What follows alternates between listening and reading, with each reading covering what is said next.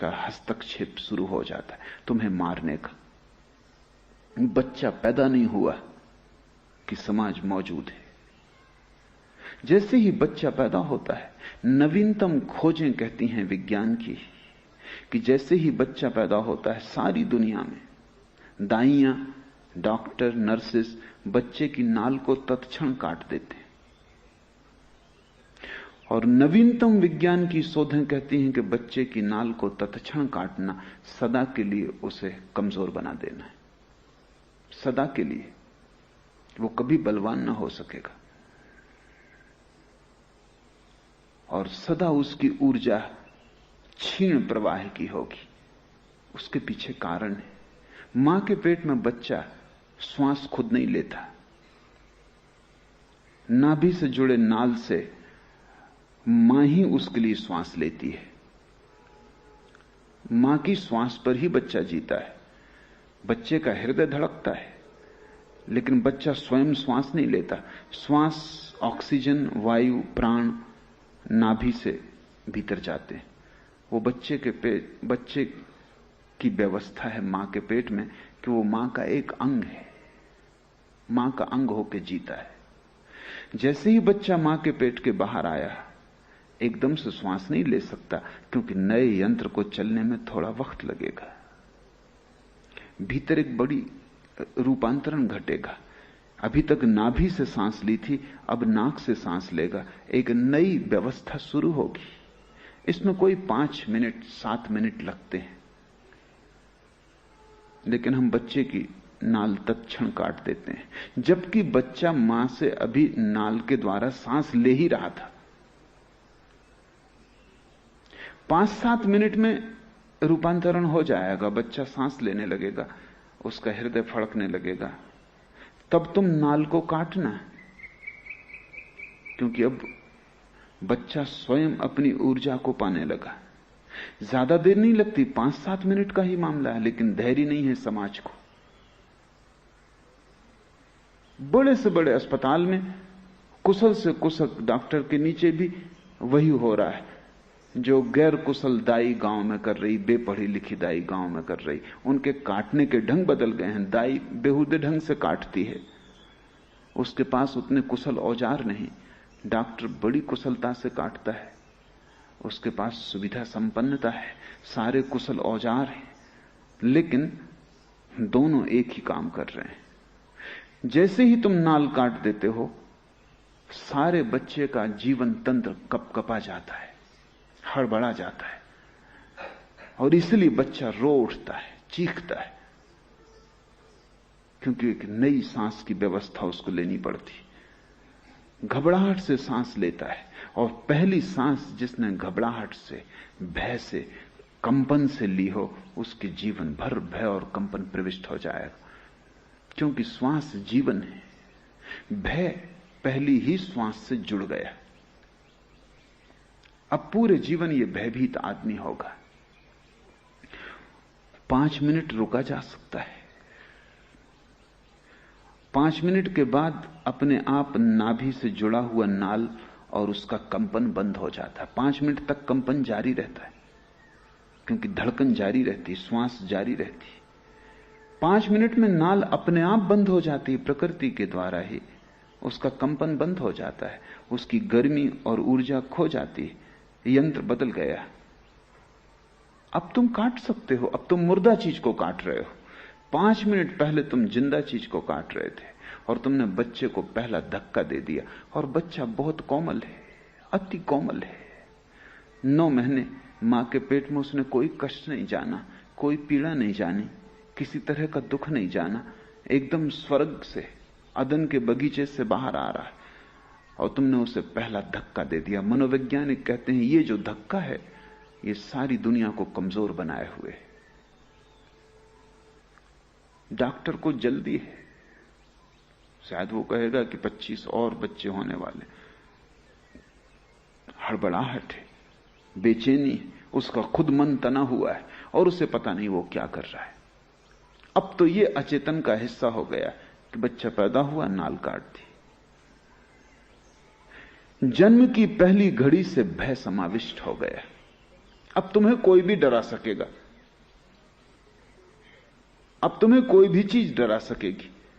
Police का डंडा डरा सकेगा, पुरोहित की आवाज डरा सकेगी कि नरक चले जाओगे।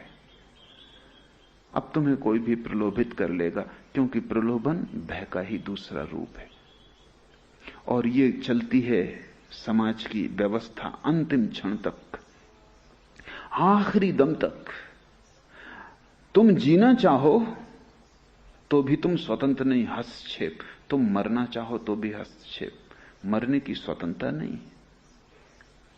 यूरोप और अमेरिका में जहां चिकित्सा ने बहुत विकास कर लिया, लाखों लोग अस्पतालों में पड़े जो मरना चाहते हैं, जो सरकारों को आवेदन करते हैं कि हम मरना चाहते हैं। कोई 100 साल के करीब पहुंच गया है, जीवन जी लिया गया, जो जानना था जान लिया, जो भटकना था भटक लिया, जो देखना था देख लिया। अब ना कुछ देखने को बचा, ना जानने को, ना अब कोई जीने में रस रह गया। लेकिन डॉक्टरों को आज्ञा नहीं है किसी को मरने में सहायता देने की। न केवल यही, बल्कि डॉक्टरों को आज्ञा है कि जब तक बन सके आदमी को जिंदा रखने की कोशिश करें। तो लोग टंगे हैं अस्पतालों में, टांगें बंधी हैं, हाथ बंधे हैं, ऑक्सीजन की नली लगी है, ग्लूकोज दिया जा रहा है, न उन्हें ठीक से होश है, न जीवन जैसी कोई चीज बची है। वो मरना चाहते हैं क्योंकि ये पीड़ा है अब, लेकिन मरने की किसी दुनिया के कानून में आज्ञा नहीं है। मरने की भी तुम्हें आजादी नहीं है। तो पश्चिम में एक नया आंदोलन चल रहा है, आत्म मरण की स्वतंत्रता का आंदोलन। अथनासिया उसको वो कहते हैं कि जो लोग मरना चाहते हैं दुनिया में, कोई उन्हें रोकने के किसी को हक नहीं, होना भी नहीं चाहिए। जिंदगी मेरी है, मैं मरना चाहता हूं, मरने की आज्ञा नहीं। अगर अपने को मारने की कोशिश में पकड़े गए तो सरकार तुम्हें मार डालेगी, मगर तुम्हें आजादी नहीं। ये बहुत मजे की बात है। अगर मैं चला जाऊं और पहाड़ से गिर के मरने की कोशिश कर रहा हूं और पकड़ लिया जाऊं, तो सरकार मुझे फांसी देगी, क्योंकि मैंने गलत काम करने की कोशिश की। मैं भी यही काम कर रहा था, लेकिन उसमें स्वतंत्रता निहित थी। वो आज्ञा तुम्हें नहीं है। वो सरकार करे तो ठीक है, तुम करो तो नहीं। क्योंकि अगर मरने की तुम्हें आजादी हो जाए तो तुम जल्दी ही जीने की आजादी भी मांगोगे। वो संयुक्त है, दोनों आजादियां तुम्हें दी नहीं जा सकती। पैदा हुआ बच्चा की समाज की पूरी चेष्टा है कि वो समाज का अनुकरण करे, अनुसरण करे, पीछे चले, हमेशा आगे देख ले कि कोई पीठ है या नहीं। अगर कोई पीठ ना हो तो ठिठक के खड़ा हो जाए, खतरा है, गलत रास्ते पे जा रहा हूं। जब तक आगे पीठ दिखाई पड़ती रहे तभी तक रास्ता ठीक है। ये कबीर के वचन बड़े अनूठे हैं। कबीर कहते हैं, पीछे लागा जाई था लोक वेद के साथ। समाज यानी लोक और वेद यानी शास्त्र, दो के पीछे चला जा रहा था। पीठ भर दिखाई पड़ रही थी, पीछे से धक्के थे, आगे पीठ थी। एक भीड़ चली जा रही, बड़ी भीड़ है, कोई 4 अरब आदमी जमीन पर, भारी भयंकर प्रवाह चल रहा है। तुम्हारी छोटी सी लहर की किसको चिंता है? भयंकर तूफान है, बड़ी लहरें उठ रही हैं और भागी जा रही, तुम भी पीछे लगे चले जा रहे हो। सोचते हो कि जब तक पीठ दिखाई पड़ती है सब ठीक ही होगा। मैंने सुना है कि मुल्ला नसरुद्दीन एक रात ज्यादा पी के मधुशाला से निकला। ठीक ठीक दिखाई नहीं पड़ रहा था कहां जाए। बामुश्किल तो मधुशाला के नौकरों ने उसे अपनी कार तक पहुंचाया। बामुश्किल आधा घंटे मेहनत करके किसी तरह उसने चाबी कार में लगाई। फिर किसी तरह गाड़ी को पुरानी आदतवश चला भी लिया, लेकिन तब सवाल उठा कि जाना कहां है, घर कहां है। ये गांव कौन सा है? बड़े दार्शनिक सवाल उठने लगे। तब एक ही उपाय था कि किसी के पीछे हो लो। तो कोई उपाय नहीं, जाना कहां है, आ कहां से रहे हैं, कौन है, कहां घर है, यही तो चिंता है सारे मनुष्यों की। सीधा सुगम उपाय है, किसी के पीछे हो लो। एक कार के पीछे हो लिया, प्रसन्न था, अब सब ठीक है, कहीं जा रहे हैं। और न केवल धीमी गति से जा रहे हैं, बड़ी तेज गति से जा रहे हैं। चित्त प्रसन्न था। और क्या चाहिए? गति चाहिए। जरूर पहुंच जाएंगे, क्योंकि इतनी तेज गति से जा रहे हैं। और जो होना था वो हुआ। आखिर में जाके वो उस कार से टकरा गया। तो उसने चिल्ला के कहा कि क्या मामला है, इशारा क्यों नहीं दिया कि गाड़ी खड़े करते हो? उस आदमी ने बाहर सिर निकाल के कहा कि अपने ही गैरेज में। इशारा देने की जरूरत है?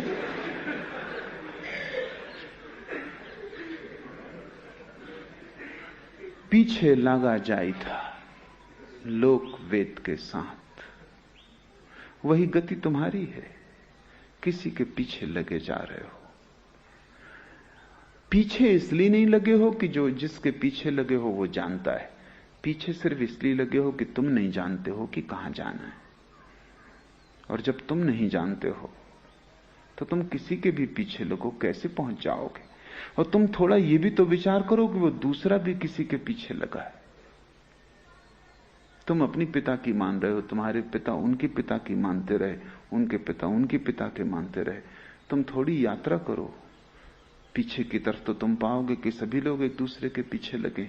और कौन कहां पहुंचता है? इस जगत में थोड़े से लोग कहीं पहुंचते हैं, वे ही लोग हैं जो किसी के पीछे नहीं चलते। बुद्ध कहीं पहुंचते हैं क्योंकि लोगों के पीछे नहीं चलते। बेहतर है ना चलना, बेहतर है बैठ जाना, बेहतर है निश्चित कर लेना ठीक से कि जाना भी है या नहीं। साफ हो गंतव्य तो थोड़ी ही यात्रा है मंजिल तक। गंतव्य का ही पता ना हो, अपना भी ठौर ठिकाना ना हो कि कौन हूं, इसका भी कोई पक्का पता ना हो कि जाना भी है या नहीं जाना, या कहां जाना है, तब तुम किसी के पीछे लग के कितने ही चलते रहो, तुम्हारी यात्रा कोल्हू के बैल की यात्रा सिद्ध होगी। चलोगे बहुत, पहुंचोगे कहीं भी नहीं। चलोगे बहुत क्योंकि गोल घेरे में चलते सकते हो, जितना चलना चाहो। थकोगे रोज, सांझ थक के फिर गिर जाओगे, सुबह उठ के फिर लोकवेद के साथ हो जाओगे। लोक मौजूद भीड़ और वेद जो भीड़ जा चुकी, मुर्दों की भीड़। दो भीड़ें तुम्हें घेरे हुए। जिंदा तो तुम्हें पकड़े हुए हैं, जो मर गए उनके हाथ भी तुम्हारी गर्दन पे। वेद का अर्थ है जो अब नहीं है, उनके वचन तुम्हें सता रहे हैं, उनको तुम छाती से लगाए बैठे हो। जरूर उन्होंने कुछ जाना होगा, जरूर उन्होंने कुछ पहचाना होगा, लेकिन दूसरे की आंख से देखे गए दृश्य तुम कैसे देख सकते हो? और दूसरे ने जो भोजन किया उससे तुम्हारी भूख की तृप्ति ना होगी। और जल की कितनी ही चर्चा चले, इससे कहीं किसी की प्यास कभी बुझी? कोई तुम्हें बिल्कुल लिख के ही दे दे जल का सूत्र H2O, तुम उस कागज को लिए जिंदगी भर घूमते फिरो तो भी कंठ की प्यास उससे ना बुझेगी। तुम उस कागज के मंत्र को घोल के पी जाओ तो भी तुम्हारी प्यास ना बुझेगी। H2O से प्यास नहीं बुझती। H2O यानी वेद। जिन्होंने जाना उन्होंने सूत्र लिख दिए, लेकिन किसी सूत्र में उनका ज्ञान समाविष्ट नहीं होता।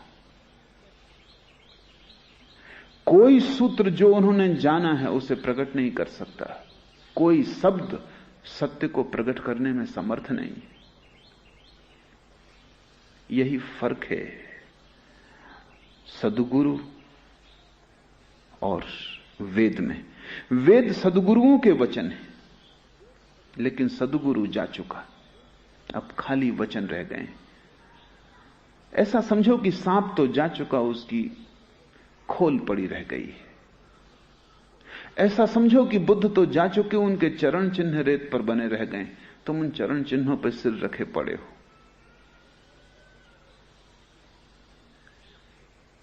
जीवित भीड़ से सावधान होना जरूरी है, जो अब नहीं रहे उनकी भीड़ से भी सावधान होना जरूरी है। वस्तुतः जो नहीं रहे उनकी पकड़ और भी गहरी है, क्योंकि वे तुम्हें दिखाई भी नहीं पड़ते। उनसे तुम बचना भी चाहो तो कहां जाओ, वो बाहर नहीं है, वो तुम्हारे भीतर। हिंदू पैदा होते से ही वेद की पूजा में लग जाता है, मुसलमान पैदा होती से कुरान कोई रटन में लग जाता है, जैन पैदा होते से महावीर को कंठस्थ कर लेता है। अब ये जो लकीरें छूट गई हैं जमीन पर,